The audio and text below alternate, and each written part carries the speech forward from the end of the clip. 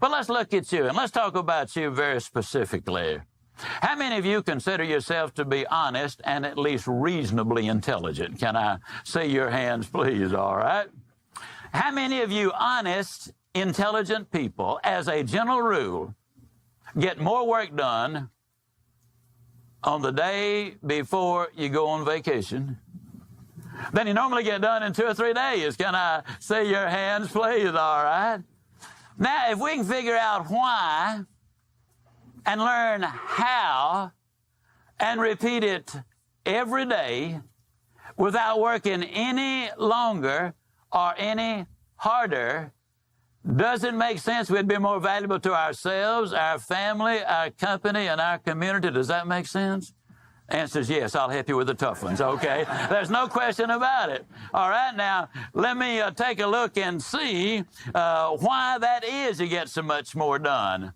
How many of you sat up all night, the night before, the day before vacation, studying your job so you'd be better at it, as versus how many of you spent 30 minutes planning tomorrow so you could use what you already knew more effectively? How many of you did the latter? Can I see your hands, please? All right.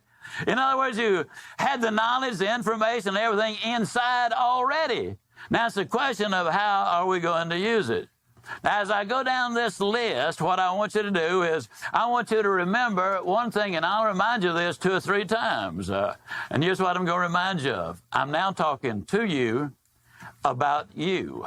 I'm not talking about Paul, who's not here, or Charlie, who's not here. I'm talking to you about you. So as you look through your notes and all and evaluate some of these things, first of all, you've already said you're honest and at least reasonably intelligent. Now, question, how many of you would like to be more intelligent? Can I see your hands, please? All right. A study done at Georgetown Medical School has revealed that in 100% of the cases, no exception, none, when your vocabulary goes up, your IQ goes up. So if you want to be smarter, then all you got to do is work on that vocabulary. Now, in the process, you'll learn a lot of things. Now, the night before, the day before vacation, you got a sheet of paper out or now your laptop, and you said, now let me see, tomorrow I got to do this and this and this and this. How many of you kind of did that? Kind of see your hand, all right? Now, we call that goal setting. Then you got them organized in the order of importance. How many of you did that one? Can I see your hand? All right. Let me encourage you to make one slight change. Make the first thing on the list the most disagreeable thing. For example, if you got to go give Charlie the worst news he could ever receive, and he's number 5 on the list, and you finish number 1 in the back of your mind, got to talk to Charlie. You finish number 2, got to talk to Charlie. Finish number 3, got to talk to Charlie. Get him out of there. Deal with the bad one first. Like this old boy down home would say, friend, you know, if you're going to have to swallow a frog, you just don't want to look at that sucker too long. I mean, he ain't going to get no prettier. You can, matter of fact, he going to get uglier, okay? So in other words, you do that. Now, you got it organized. You accepted responsibility. Barbara Tuchman, 2-time Pulitzer Prize winner, said the number 1 need in America today are people who will accept responsibility for their performance and what they do with their lives. You demonstrate by the fact that you want to get as much done as possible, that you're a caring individual, because if you don't do it, somebody else is going to have to do it, and you know that's not fair. And then you come under conviction, and so you make the commitment, hey, I'm going to do it. You know, some people are about as committed as a kamikaze pilot on his 39th mission. I mean, they just really don't take it seriously now. Now, why is commitment so important? Let me tell you why it's so important. When you've made a commitment, whether it's to be number 1 in the nation in sales, or make the team, or the dean's list, or salvage the marriage, whatever it is, when you make the commitment, when you hit the wall, not if, when you hit the wall, your first thought is, how do I solve this? If you haven't made the commitment, your first thought is, how do I get out of this deal?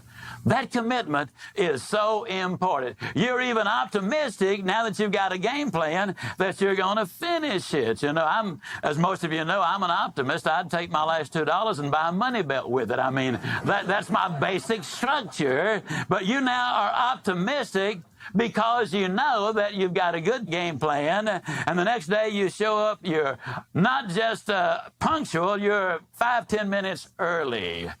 Then you immediately get busy. You don't look around and say, well, I wonder what I ought to do now. You got your plan. It's right in front of you. You immediately get busy. Now, this incidentally takes a certain amount of courage. Now, remember, I'm talking to you about you.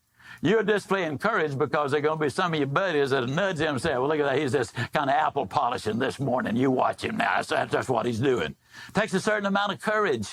But when you let somebody else row your boat, they're going to take it where they want it to go, not where you want it to go. You're enthusiastic about what you're doing. You're highly motivated, and you're very decisive. When you finish one task, you move to another.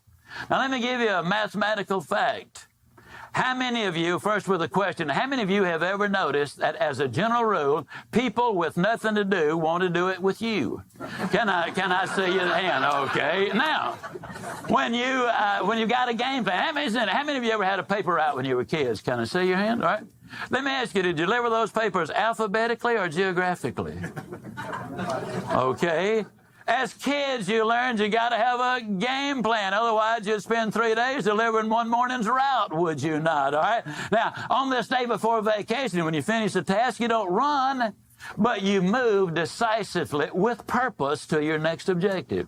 You'll discover that people will not stop you when you're moving decisively and with purpose. You will save 2 minutes here, 5 minutes there, 10 minutes there, 15 minutes somewhere else. I can absolutely guarantee you, you will save a minimum of 1 hour a day by this simple process of knowing what your objectives are for that day. An hour a day, that's 5 hours a week, that's 250 hours a year, that's 6 full weeks of effort that you can expend to get something that is beneficial to all of you. What you're doing is you're working smarter. You focus on the issue at hand, and you discipline yourself to keep after it until you have finished it. Roughly 200 CEOs of the Fortune 500 companies serve time in the military. 26 of our presidents serve time in the military. Now, what do they teach in the military?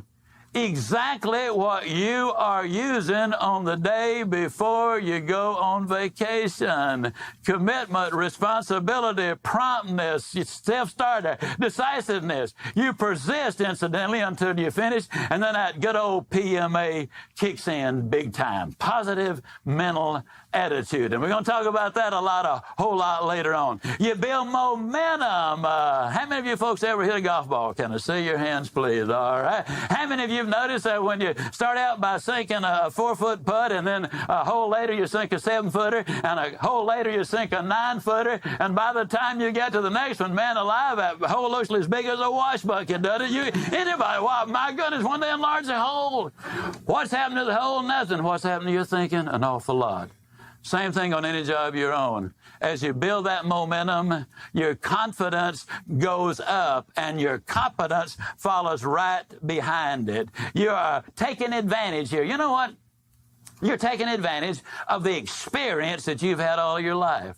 The training you've had all of your life, the education you've had all of your life, that's what you're taking advantage of here and using on the day before vacation. Your training comes up, your knowledge comes up, and without even realizing it, you are becoming the team player extraordinary. Now, why do I say team player extraordinary? You know, folks, people are not going to believe everything you say, but they're going to believe everything you do. And that's whether they're kids at home or they're on the job. When they see you moving with purpose, then they kind of pick up the slack. Now, they might not pick up the slack like you're doing, but they move a step faster here and a step faster there. You will impact the productivity of the entire company by your own actions that day. Like I say, people will believe everything you do. Let me get you to empty your hands just for a moment. I'd like to go through a little exercise with you to demonstrate what I'm talking about. Now, what I'm going to do I'm going to say 1, 2, 3, go. Then I'd just like to get you to slap your hands, okay? 1, 2, 3, go.